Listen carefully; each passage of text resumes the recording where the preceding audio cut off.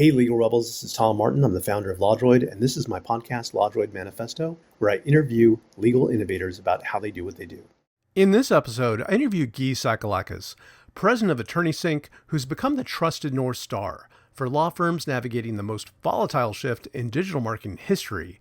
And his message right now is stop over-relying on Google and AI and start building your brand.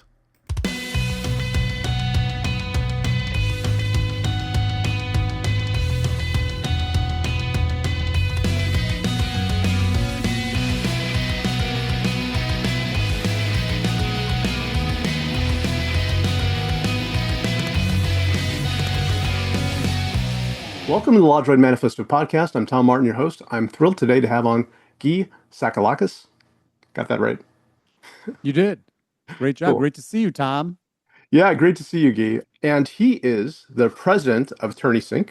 He is also the co-host of Lunch Hour Marketing with Conrad Sam, and that's amazing. You have such a long track record of doing right by lawyers, helping to educate them about marketing and all of the changes that are going on, which are heavy right now with AI. And so I'm really happy to have you here. We've known each other for years, and I'm hoping to get to know you a little better on this episode and share that with everyone who's watching. How's it going? Going great. It's great to see you. I was trying to think back, but gosh, we have been friends for a long time, and grateful for your hosting of the tech show Super Dinners with Patrick, and so grateful to be a part of that. But gosh, we've known each other for, it's got to be over a decade easily. Yeah, it's been a long time. And reflecting on the change that's happened in the past decade has just been crazy. I can't imagine how it's changed your world because marketing, especially for lawyers, I think probably was a hard road for a long time. And then lately, the way Google's been changing its algorithm, and more importantly now, it's not just the algorithm, it's the AI overview that gives at the top has had an impact. How do you feel about how things are going? What an exciting time to be alive. I think if you like change, you're probably happier than you've ever been. If you don't like change, you're probably terrified for a lot of different reasons. I happen to like change. I tend to thrive in chaos, as they say.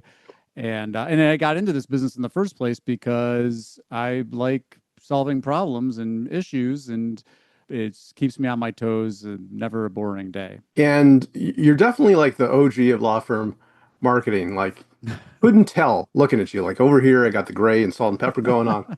But you've been at it for 18 years now, right? With AttorneySync? Yeah. We founded AttorneySync in 2008, and I officially left law practice in September of 2008. So yeah, it's been a minute, and I'm super grateful. It must be from my mom. It's funny. We were just talking about my hair earlier today with my business partner, and my younger brother, which we can talk about. Poor guy. He lost his hair at a very young age. My mom's dad had no hair, so I don't know. Somewhere in the genes, it just worked out for me, and so I'm very, very grateful. So no Rogaine, no you know. Nothing. I've seen a couple grays creeping in, and I will say, probably oversharing here, but I've been noticing a lot of hair growth on my ears and my top of my nose, and so I'm getting some stragglers popping up. But so far, it's holding. I'm thinning a little bit, but it's holding together up top. Well, like definitely thinning a little bit here, and yeah, the hair for men as we get older popping up in places we don't intend them to be. Yeah, that's a pain in the butt. Sorry for oversharing too. But I'd love to learn more about your origin story, Gyi, because I know that we have known each other for years and we've talked, but never really gotten into it, And so I'd like to ask you, like, right now, where are you sitting? What city are you in right now? I'm in Birmingham, Michigan, which is actually my hometown. I was in Chicago for many years. In fact, we probably met through professional things in Chicago, and I lived in Chicago from 2008 to 2020. But family, COVID, yada, yada, yada, my wife and I decided to move back to Southeast Michigan. And it's a great place to raise a family. And it was really surreal when I first came back. I was having like deja vu all the time because it's like, this is where I spent all my childhood. But it's been really nice to be closer. My sister's here. And so my kids and her kids and doing the cousin stuff. And my mom's still here. So I get to spend some quality time with her. And my mother-in-law is only an hour and a half away. So it seemed like a natural progression if we were going to leave Chicago. But we miss Chicago. We loved Chicago so much. Thought we were going to be there forever. Just wasn't in the cards. Yeah, deja vu all over again, huh? It's great to come home. And so, did you grow up in Birmingham? I did. I was born in Detroit. We'll go all the way back to my existence. Like Detroit proper for the first couple of years. And then I think we moved when I was like maybe 2 or 3. So yeah, I've been here pretty much my whole life, except when I moved away for school and moved away when I started AttorneySync because my business partner and his wife wanted to live in Chicago. And I was like, let's do it. So, describe for everyone who's not as familiar with Birmingham as you are, like, what is that like in Michigan? Like, was it when you were growing up like a smaller town, or what was the feel and vibe of it? So it's a little bit smaller. It's a suburb of Detroit. If you people that are going to look it up, like Oakland County and Birmingham in general, it's a affluent suburb of Detroit. It's funny because again, people make attribution errors. Everybody thinks, "Oh, you were like must have been super wealthy when you were little," but I wasn't. I was a single parent mom who was a special needs educator. And I felt very grateful just from a lot of the opportunities and privileges that I was provided living in Birmingham and growing up here. But I didn't come from a lot of money, although a lot of my peers and a lot of the families here in the community, it's an affluent community, but it's a nice, got a nice little downtown with shops. Great. It's known for its public schools, which I think is a lot of the reasons people choose to live here. Well, I think the tagline is it's a walkable city. So we had a lot of parks and stuff. So really great place to have childhood myself, and feel very fortunate that my kids will be able to experience that. But like everything else, there's trade-offs, and I would say, certainly coming from Chicago, culturally, not as diverse, not as much exposure to people from all walks of life.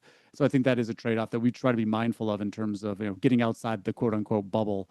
But it is it's a nice little town. And tell us about your family. Like, do you have a lot of brothers and sisters? Where did you fall in that order? Like, what was that like? Yeah, so I'd say we're a relatively small family, but very tight knit. As I mentioned, my mom, she did all the raising of us, and it's me. I was firstborn, and then I've got a younger brother and sister who are fraternal twins that are about 2.5 years younger than me. So I've seen this be true in my two daughters and a lot of siblings, that the older sibling happens to be the more practical one who kind of does things by the book and gets things done. Do you think that fits you? Nailed me. And not to mention, and I'm not a big astrology person, but people tell me I am a Capricorn, and apparently that's a very practical, by the book reasoning sun sign. So yes, all those things. And I think also, we'll talk a little bit about experiences that shape me, but firstborn son in a single parent, single mom household. I did, at least my experience is I felt, call it a responsibility that I think a lot of other kids probably didn't feel, but it shaped me, and it's all part of my journey. And so I'm grateful for those experiences because it'd be hard for me to separate my identity from those experiences. And speaking of that, tell us more about your relationship with your mom and like what she was doing, and if any of that had any influence on you. Oh man, I mean, my mom was my first hero, still my biggest hero. It's funny now that I'm a parent. My kids are 9 and 7, and I think back, and we talked about it, some of the challenges that her situation brought to all of us. But gosh, I don't know how she did it. 3 kids under 5 by herself. I'm like, I don't understand how you did this. Like, it's hard enough with 2 parents and 2 kids, and so. But yeah, my mom was a huge influence on me. I'm also super grateful. She was a master's degree in early childhood development. So it's like, if you're going to get an education on shaping young people, she had that degree. And I think also just kind of naturally, just really great mom all the way around. I couldn't have, people say, they've got the best mom, but I truly have the best mom. And she was very, very instrumental in shaping and guiding the person that I am today. What's her name? Susan. Susan. Yes. Shout out to Susan. Shout out Um, to Susan. I tell Susan all the time. And that's another thing, too. I'll tell people, like, I'm a big gratitude person. Like, don't wait to tell people how grateful you are for them. So that'll be one of my takeaways from this conversation. Absolutely. I think, especially for us in the legal world, like tend to work a little too much, work too hard, and keeping it real with the people that we love and care about the most is really important. It is to me. When you were growing up there in Birmingham and you went to high school, like, did you have an idea of becoming a lawyer? Like a lot of people that I talk to that are lawyers, there's two kinds of us, right? Like one is that from a very young age, oh, well, you like arguing, you probably would make a good lawyer. Or, there's just a certain thing that kind of broadcasts that. Versus some of us are like, oh, like I went to university, I got a philosophy degree. Okay, what are you going to do to survive? So I ended up going to law school. What was your story? So I've got flavors of both of those camps. I would say at a very young age, my mom still brings this up, but at a very young age, she thought that I was going to be a judge. I think I have a intrinsic sense of justice that really permeates a lot of different stuff in my life, but I never really felt the calling that way. I mean, I recognized it in myself. If I saw kids picking on other kids, I'd be the first one to step in and be like, "That's not right," and that kind of stuff. But I never really was like had the mindset of like I'm going to be a judge or I'm going to be a lawyer. Very grateful that I was able to pick up concepts pretty quickly, and so but I'll admit the downside of that was I was not a great student in terms of discipline and studying. I was more of the type of student that could figure out how to do well on the final, leading up to the final, but not great homework habits. And in fact, it wasn't really until law school that I developed much better study habits and just being a student in general. I was always really attracted to, if I think back, I think if I had to like pin one thing down, I was a person I thought I was going to be a million things, but I think if there's one current theme that was maybe the closest to like, I'm going to do that, I was really interested in physics. And so I thought there's a period of time I thought I was going to be a physicist. I excelled in science. It was probably my strongest subject, but I never really, by the time I graduated high school, I didn't really know what I was going to do. I started out as a computer science major. I was, like I said, really interested in science.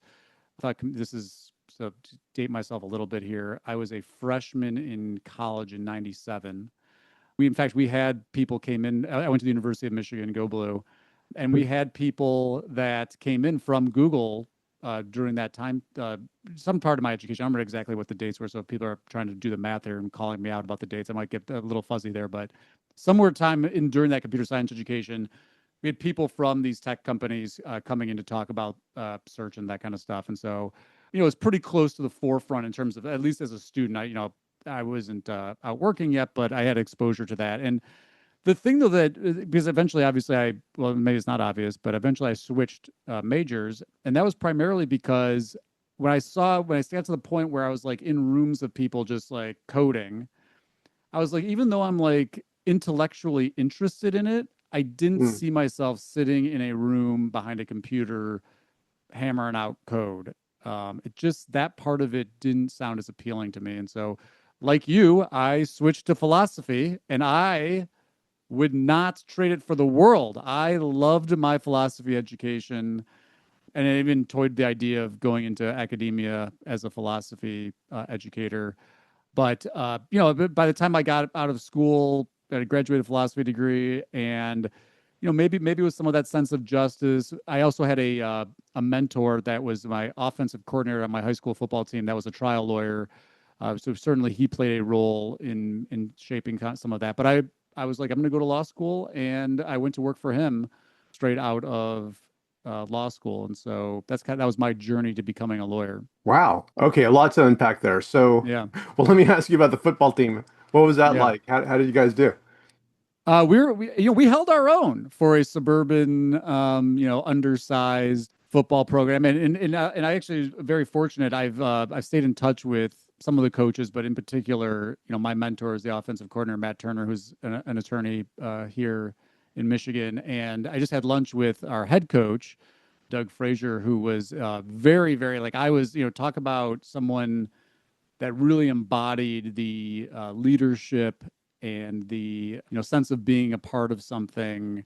Like I was hooked. And look, my dad wasn't around, and so the male role models in my life as a young man were that much more important to me. And I would say that I was so hooked. I went all in, and I think even despite a lot of the things that I've done in my life, whether it's graduating from the University of Michigan that I'm very proud of, becoming a lawyer, going through law school, starting my own business.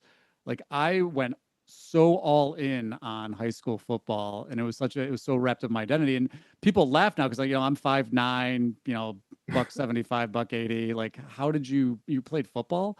But I was really committed to it. There was this award that they had called the Chuck Skinner Award. It was named after a former coach, and they gave that award to the person who showed the most commitment to the program. And like every year, like that was the thing that I wanted to win, and it was great. I was grateful that I won that. But my buddies and in my kind of like ancillary peers from high school, like they would know me as like a total meathead. Like I was just super into full high school football. Like that was my identity to a large extent. Well, that kind of enthusiasm, it carries through to everything that we love, that we dedicate ourselves to. And so it's just that's awesome that you had that experience. Also, that to unpack something else is that when you were looking at computer science, sometimes I think we might get caught up in something that we find interesting or that we just kind of continue down that road. But the fact that you step back from it and you're looking at like, okay, what is this lived experience like? Right? And like, do I want that? Does that fit with me? And then making a decision based on that, not just the abstract or the it makes sense to do this. And so also another thing to unpack is the philosophy. Like, there's for everyone out there who's not as familiar, there's different types of philosophy and different camps and schools of thought. Was there one that you focused on? Well, I actually because it was I guess it was a Bachelor of Arts in Philosophy. So I got a survey of a lot of different types of philosophy. Some of the classes that came to mind, we had this philosophy of the mind class that I really enjoyed, but it was really soup to nuts. Like we covered ancient philosophy, we covered more continental philosophy, we even covered some modern philosophy. John Rawls was a theory of justice was one that really stuck with me. But I got to tell you, and it's going to sound like a cliche because I know everybody's on it right now. But I think the thing, I guess, call it a philosophy, but the ism that resonates with me most, and I've been very vocal about this in other places online, is really Stoicism. And even though it's really coming back into it's more accessible, I think, than it's ever been. The deep themes from Stoicism, things like memento mori, remember death, being grateful for the time that you have because you're not promised tomorrow, or premeditatio malorum, like, being prepared for the worst but hoping for the best, and amor fati, like loving your journey. Like those things to me are, they speak so much truth. And so I find myself continuing to come back to that specific type of philosophy, I guess. And, the Latin there, signaling that has been, these thoughts have been with humanity for like a long time.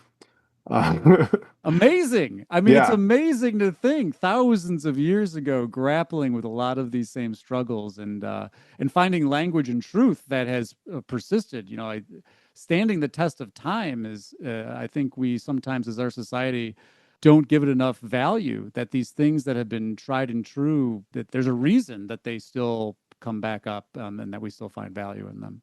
Yeah, I think, and I've seen you post before, Memento Mori. That's definitely something I think that runs through, at least I think, like our community, like, this kind of group of do-gooders wanting to leave a positive mark on the world and make a dent in the universe, as Jobs used to say. So then you do go to law school, and when you go there, is there anything in particular that you were focusing on that maybe like following through on, your love of justice, or maybe a experience you had working with a professor with, an externship or something that kind of made you feel like this is the right place to be? Yeah, I think trial advocacy was my favorite class. I was enamored by. I think some of it too is that I love history, and so law school is essentially a continuing history lesson. And so I think like when I think back at some of my favorite classes, constitutional law was one of my favorite classes, but really trial advocacy was the thing that I seemed to have a little bit of a knack for it, and I really enjoyed it. And so that's when I started to, because when I went to law school, I really didn't know. I was like, I have this sense of justice. I think that being able to help people navigate the complexities of law resonated with me. But like the real decision to be like a quote unquote trial lawyer didn't happen until I had trial advocacy, and I think got some positive feedback that I showed some proclivity for it. I had this mentor who was a trial attorney, and so the picture started coming together. And I had tremendous respect for not only my mentor but just really good trial lawyers that are out there doing their thing on behalf of people, and dealing with some of the most difficult times of their life, to be able to be their advocate, to be their defender. And I think it's connecting dots here. It's not hard to imagine that someone that came from a situation where I had to take on more of a leadership role. I had to, even if it was all in my head, because it wasn't like we weren't safe, but even if it was in my head, feeling like taking care of my brother and sister, taking on some of those responsibilities early on, I think that definitely shaped some of that desire to be able to help people in other contexts. And so by the time trial advocacy happened, I was like, I'm going to be a trial lawyer. Like that's what I wanted to do. That's what I wanted to study. And turns out that feeling only lasted about 2 years. Okay, what's the story there? What happened? Because like you had your coach that was a trial lawyer, then you go into law school and that's what you're pursuing, and you have this sounds to me like a pretty good experience with it, and it kind of aligns with everything else. What took you in a different direction? So I had a great experience. I was very grateful. It was baptism by fire, and it was a small plaintiffs firm, so I got to participate. I mean, I was motion call. We had I think coincidentally, because I don't think I'm going to say this, and people that know plaintiff trial are going to be like, "Yeah, that many trials your first year out." But I think we had like 3 trials at least that I can recall. Not that I was handling myself, but that I was co-chairing or supporting lead attorney on. And so I had a lot of courtroom experience in that first year, and I loved it. That was the thing that was super exciting to me. There were some other aspects of being a trial lawyer that I didn't love so much. And this is before, this is paper times, Tom. We Yeah. were lots of Paper paper, time. medical records, deposition transcripts are all on paper, red ropes, nothing, not very. In fact, I laugh because I think the practice management tool that we were on was Time Matters. So for folks that might remember that, I think it might have been a Lexus product, but I don't even know if that's still out there. And it was funny because even then, with my technical background, the firm leadership is asking me like, "Hey, should we be exploring other options?" I'm like, "Yes." And the other thing that happened was I was also, as the new lawyer, I was tasked with what should we be doing to market the firm, grow the firm. And so I spent a lot of time researching what was available. And I think that's what started to kind of pique my interest about doing something else, was that I was like, gosh, it's not that great. There's not a lot of great options. Lawyers seem, most of these lawyers, they don't really think about their firm, the practice of law as a business at all. They don't really think about marketing. Just do good work and people talk about you and send you more clients. And so as I started to do that research, it started opening all my eyes to like this whole world of like search engines. And back at the time, there was Total Attorneys and Legal Match and Legal Fish, I think was another one but a lot of more like pay per lead services. And there was a lot of it just seemed like a lack of opacity, or excuse me, a lack of transparency. Like you didn't really, it was a lot, it seemed like a lot of like black box stuff. And eventually I was actually living with a good friend of mine from undergrad who ended up becoming my founding partner at AttorneySync. He was working at another friend of ours company that did pay per lead for at home services. So like replacement windows, home improvement projects. And this is back when, clicks on Google were still a nickel. And in Yeah. fact, during law school, I went and worked there for a little bit, just to kind of pay some of the bills. In fact, we went to the gym together, and that was really the genesis. We started having these conversations of like, I'm like, I'm researching internet marketing stuff. He's doing internet marketing in a different vertical. And I'm like, maybe there's a business here that for us to be able to get just to start.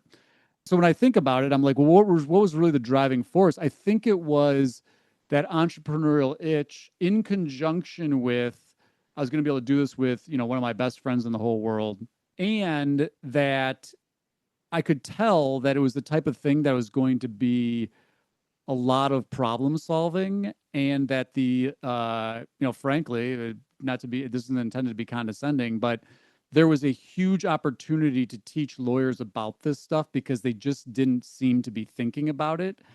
And I just kind of thought like, it's going to be easy to take a lot of these firms from like 0 to 1 because they're literally doing nothing right now. And so the kind of culmination of those types of things. The other thing that was big for me was I was starting to I had enough maybe maturity or self-awareness to be mindful about like wanting to design my life. And I started to look down the road at not necessarily at the with the lawyers that I was working with, but trial lawyers in general. It's an extremely demanding profession. There's a reason that there are, substance abuse issues, and they tend to index high in trial law, issues with family. If you've ever been on trial, you know how just every dimension of your being is taxed. It is physically, spiritually, emotionally draining. And I just thought like, is this going to be, am I going to burn out on this? And so I think it was a kind of combination of those two things where I was like, I have this opportunity to try something new. I've got this entrepreneurial itch. I can design my business. I have a lot more control over designing my life when I'm the boss versus, being a young trial attorney. Like I'm at the mercy of the existing organizational inertia and the leadership and all that kind of stuff. And look, I had to pay my, it was going to, I knew I was going to be paying my dues. Like it was going to be years before I was like really good at that craft. And so anyway, I think all those factors kind of played into this role of like, we can design this business. I can do it with my really close friend. There seems like there's a pretty good opportunity there. I have a built-in network of people that I already, whether it was from computer science and some of the lawyers that I had met, it just seemed like a good opportunity for me to make the jump. And so finally did that in, I think technically I gave notice in 2027, but it was 2027, 2028, somewhere around there. Or, excuse me, 2007, 18. 2008, 2008, not even, I was way ahead. So 2008, which is funny because like a lot of people say that's not a great time to start a business because, we were having the financial implosion that was going on, but I was completely oblivious to that. I was like, I'm starting a business. That doesn't really affect me. So And that's how that that friend went that you down. started the business with is Jeff Berman.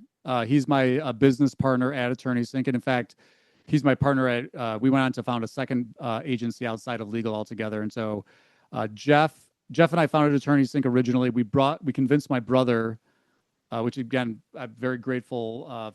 One, that my brother even wants to be business partners with me, but also that I had the opportunity to convince him to leave his job. He was at a big media buying agency, like a WPP agency. So we founded another agency with him. And so the three of us are all three principals at AttorneySync and EPL Digital, which is another agency. And then, we do some very speculative legal tech investing and advising. I've been very grateful through the relationships that I built over the years that people trusted us and wanted to bring us into that. So my brother and Jeff are like they're my ride or dies, and and I'm grateful that I'm on this journey with them in the business context too. that's awesome that you get to not only to work with them, but like you get along, so it's okay. Like it works out. Yeah, and look, and people always say that to me. They're like, "I can't believe you're in business with your brother and your friend." And look, it's not all sunshine and rainbows, but but I really, when you think about it, at least in my experience, it really just comes down to trust. And I know people who have had really bad experiences with partners in general, whether they're friends or siblings or not. And so I'm just so grateful that we have that level of trust and we have that kind of relationship where we can have hard conversations and still be able to also acknowledge and compartmentalize that regardless of what happens, you're still Jeff, you're still my really close friend. And Athen, you'll be my brother no matter what. It also brings to mind for me like another example of where you kind of stepped back and you took the lay of the land, like in the transition from being a trial lawyer to pursuing marketing, you looked into yourself about like, what am I comfortable with? What am I good at? Like, what would I feel good about doing? And then pursuing that versus many of us could have been caught up in like the inertia, the momentum, the, maybe the high that you get from going from being involved in a trial. Like it can, like, but it can be unhealthy. And there is a lot of that with attorneys that are trial lawyers because it is such a rough and tumble type of practice area that it could really wear on you. So kudos to you for pursuing something that positive, and it looks like I mean, you've done an amazing job. One thing that's really impressed me about your approach, Gyi, is that you are really good at communicating things in a way that is accessible, especially for lawyers. That makes sense. That isn't, using the catchphrases of marketing. In fact, a lot of times you like point out, like, here's the catchphrase, here's the hype phrase that people use, and this is what it really means, or this is the reality behind it. Well, thank you for that. That's what I'm trying to do. And, well, another phrase that you have, another catchphrase that comes to mind is meh. Yeah. And where, meh, like, Yep. where does that come from? Great question. So it started out, the original meh was meh links. And the source of that was that it was an SEO catchphrase. So for people that have no idea what SEO is, search engine optimization, trying to get your law firm's website to appear in search results. Um, Google's a link-based, or historically it was a link-based algorithm page. You can go look up PageRank, but essentially like hypertext links pointing to and from pages that's the original magic of Google in terms of organizing the web. And so throughout the years, though, people in the SEO community would try to identify different ranking factors. So, you talk about like meta tags and page titles and headings and content and URL architecture and all this kind of stuff. But I always found, and again, I wasn't even though I would say I was a dabbler in computer science and really self-taught in terms of SEO, like many SEOs are, because back then there really wasn't like curriculum for SEO. I just happened to see that when all things are equal, when you basically everybody can create web pages, everybody can optimize the meta information on a page. The real gatekeeper, the real competitive difference maker were sites that were able to get links back to their site. And so in the SEO circles, I would start to say things, people would start to say like, well, content's really important. And I would say, meh, links. And so that kind of stuck around. And then so that became a catchphrase. And it's funny because that really worked for about, at least 15 years until the recent changes where this is for the first time. And I don't, for people that are SEOs that are listening to this, I don't mean to diminish the other factors. I mean, there's a lot that goes into it, and certainly Google slow played. I guess it's transparency about the impact of user signals. Like, so people that click through from search results to web pages. I think that plays a much larger role than I think anybody really gave it credit for, minus maybe a couple of people like Rand Fishkin who called it out early. But the links really were the driver. I still think that they're relevant, but the way that, and I don't have to tell you this because you were in the cutting edge of all this stuff even before I was even aware of it, but the way that these the LLM technologies and even you could say maybe RAG, there's more link based grounding going on, but the technology fundamentally works differently, and so links don't play the same role in generative AI as they do in traditional search algorithms. And so I think it might be time to retire Mel Links. But then so I started applying Meh to everything. So I'd be like, Meh client experience. Like all things being equal, client experience actually is the most important thing. So that's where Meh came from. And it's been an influence on me too, Gyi, because like if you'll notice, and it'll be at the bottom of this podcast interview too, I have a little poll on every single interview, and it's like, did you like my interview with the guest? And then it's yes, no, and meh. Oh, Um, love it. so I just love Meh. homage to you. Um, Thank you. so there's a lot that's changed. I know we can't go over everything, and I probably will get some of this wrong, but the evolution of Google, like first off, you had organic links, and then you had like your advertising above it where you could pay to get at the top, and then they had the three pack, and then they had like Google Local, which was another pack, and then you had advertising, you could Google local, and then you had organic push to the bottom, and let alone that, people only look at maybe the first page of organic, let alone maybe going to the second page, but after that it drops off like a cliff. And then now we have this AI overview, and it seems to me, and again, as a layperson with respect to this stuff, it seems to me like people may not even look at ads or the local pack or anything. They just see the answer there and they're pretty much done. Like, how's this affected things? It's really fascinating. So, just to contextualize, on most lower funnel lawyer lookup searches, so like personal injury lawyer Chicago or divorce lawyer Cincinnati, stuff like that, bottom of the funnel, very high intent. The user is looking for a lawyer.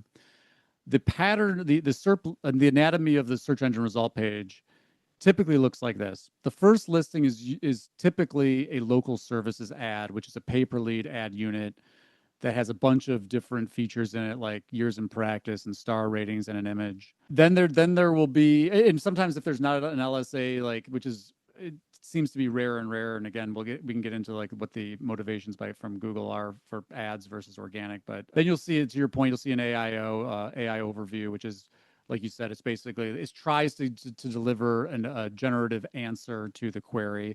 In the bottom of the funnel lawyer lookup, that can take a variety of different forms. Sometimes it's just a list of law firms, some with no links. Sometimes it's a list of law firms with contextual links, like you might expect if you were just doing hyperlinking on your own website.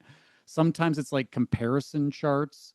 Sometimes they're kind of quasi local packs, but they're generative local pack experiences. And then below that, you may get a traditional ad unit, and then you might get a traditional local pack, and then you'd get the quote unquote 10 blue links below that. I would also acknowledge that we partner with a company called Near Media that supports a lot of our user behavior testing. So we'll have people go out and we'll prompt them with like, hey, say you were in a car accident and you need to go find a lawyer, like what would you do? And then you watch them actually interact with Google. And it's extremely valuable because what marketing people like me and what lawyers and what the platforms say doesn't always reflect how people actually are using these technologies to do research or find lawyers. And so it's really illuminating. But what we've actually found is it's funny. The LSAs, not surprisingly, especially in a lower funnel lookup, they still command a lot of attention. They command a lot of both the click share and the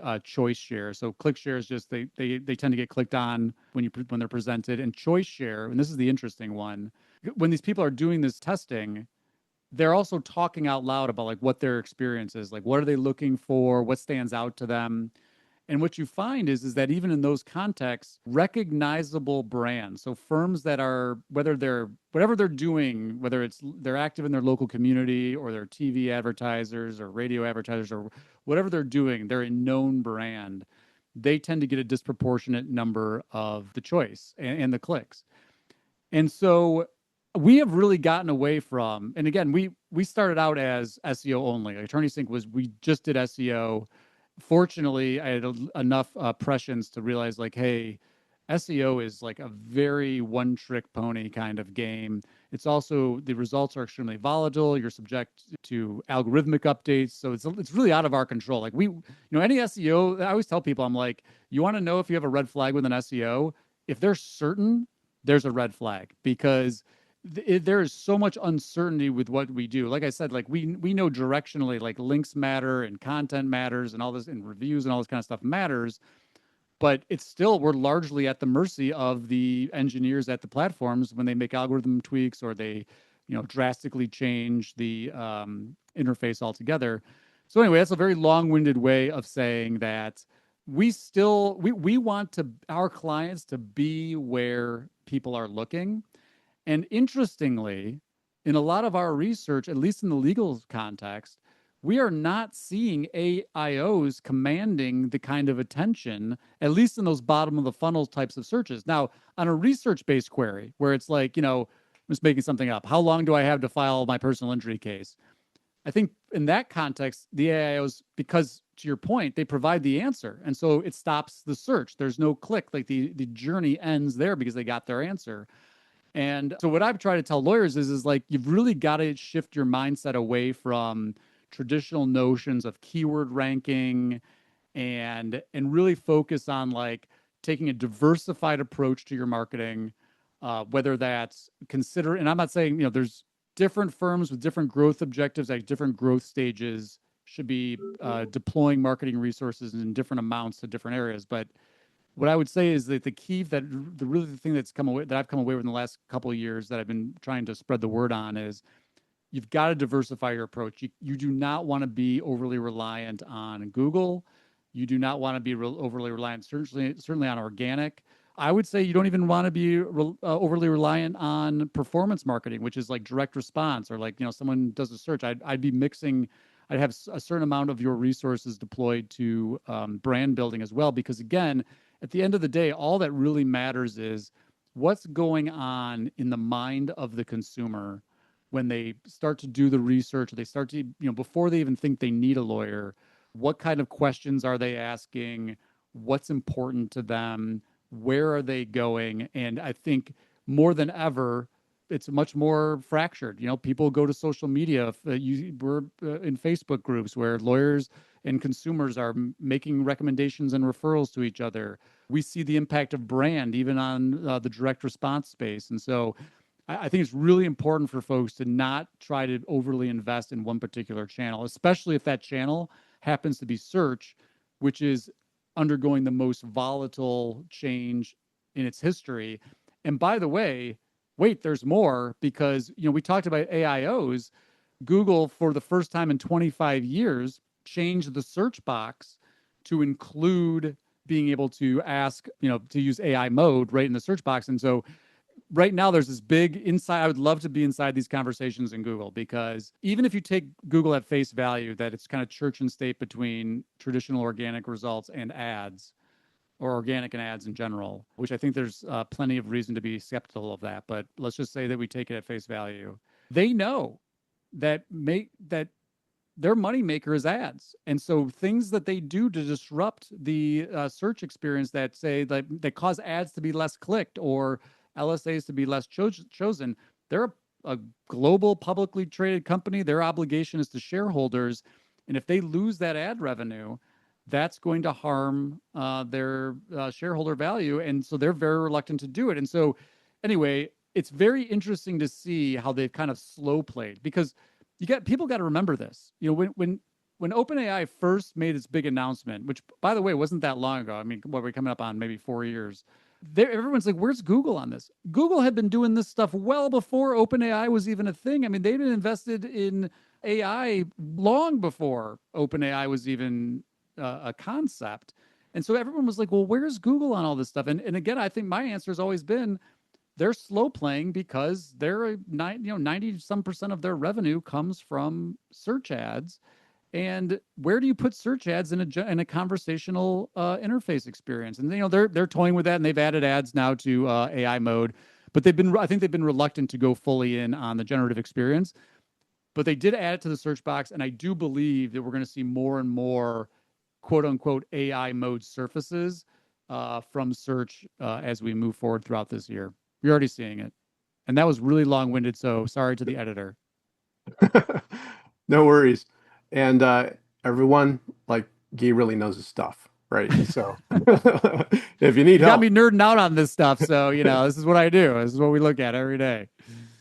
So like, yeah, I mean, a lot is changing. And I think that, it is interesting how incentives play such a big role in everything that's playing out right now. Like behind the scenes, underneath it all, incentives. Google is kind of stuck with the incentives of wanting to keep the business it has versus the new business that's out there that OpenAI and Anthropic are just all out racing towards. But with the time we have left, I do want to ask you a couple of questions that I ask all my guests.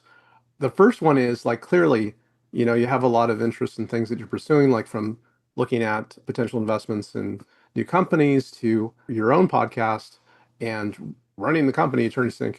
What is the work-life balance? Is there one? Like, how do you cope with that?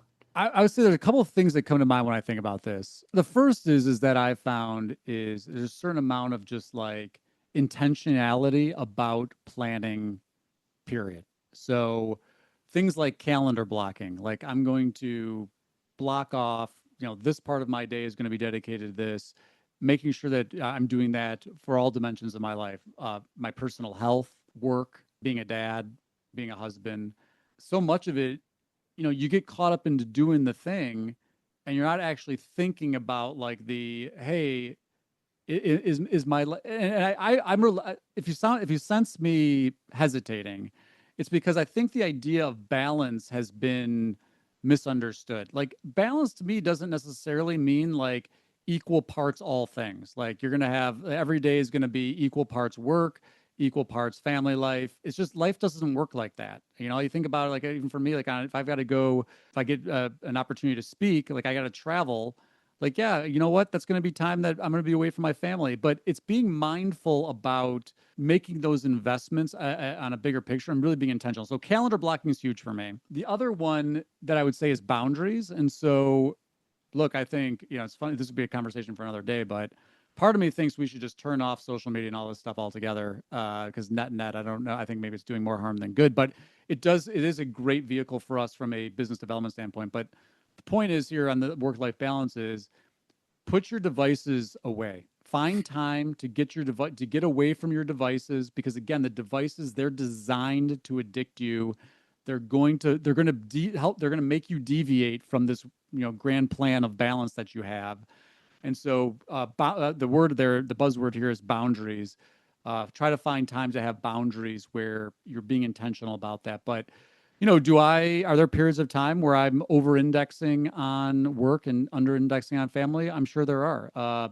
My wife also works full time. And so we've got, we're constantly juggling that. But I think so much of it is about the intentionality. Like if you pick those priorities and say, hey, look, over the course of a week, course of a month, we're going to budget time, just like we budget money for these different dimensions of life. I've found that it's been successful for me in terms of trying to navigate. I'll say navigate instead of balance, because it's, balances. It's what does that mean? Does it mean equal? Does it mean like it's what you can tolerate, that you're still making investments, that you're being able to prioritize what's important to you through your values?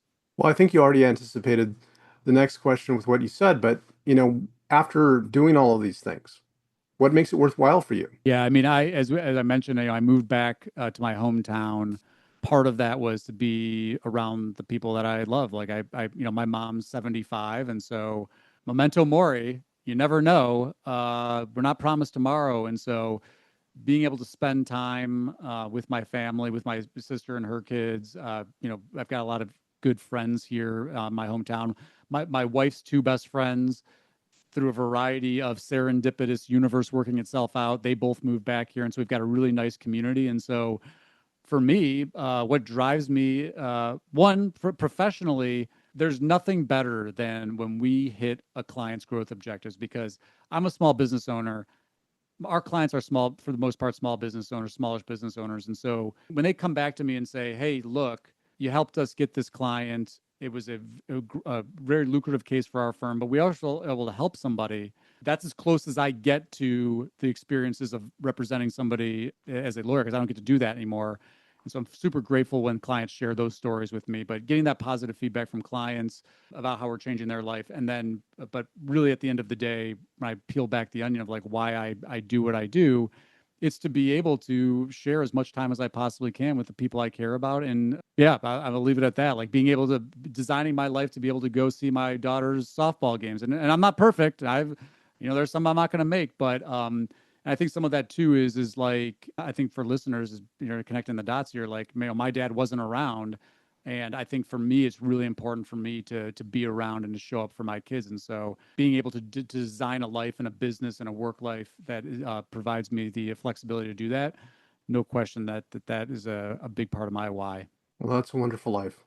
Thank you for sharing yours, Gyi. Thanks for having me, Tom. It's so good to see you, and looking forward to see you soon in real life. I hope so. And for everyone watching, how can they keep in touch with you? Well, I waste a lot of time on LinkedIn. You can go connect with me on LinkedIn. Check out the Lunch Hour Legal Marketing podcast if you're interested in legal marketing. And of course, you can go to attorneysync.com if you want to learn more about what we do at AttorneySync. Awesome. Thanks again, Gyi. Thanks, Tom. And for everyone out there watching, thank you so much for tuning in. See you next time. Thank you so much for watching the latest episode of the LawDroid Manifesto podcast. To keep in the loop about upcoming episodes, please subscribe to LawDroid Manifesto and you'll get notified. Thanks for watching. See you next time.